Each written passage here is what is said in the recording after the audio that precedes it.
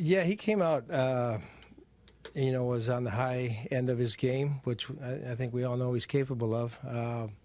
Impressed by velocity as well as slider command. We swung and missed at that slider I don't know how many times, but when it had depth, it was almost unhittable. Hector did a pretty good job of keeping us close. The left-handed hitters continue to be a little bit of a problem for him. I think he gave up 3 hits to lefties and a walk and a homer, but he kept us within striking distance.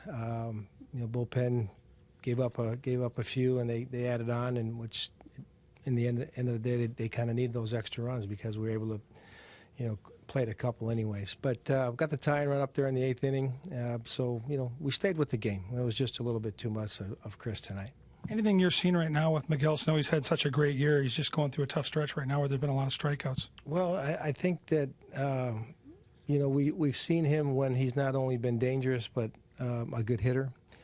And right now, for whatever reason, he's pulling off those sliders a little more than what we had seen earlier.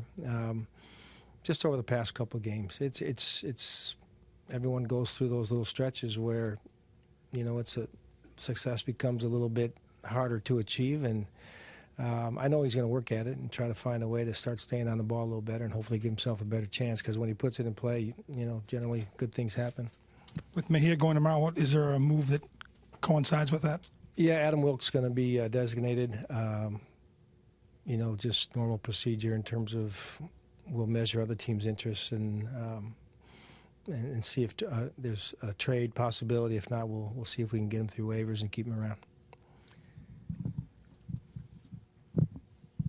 With a team like these guys, that they seem to swing for the fences. They strike out a lot.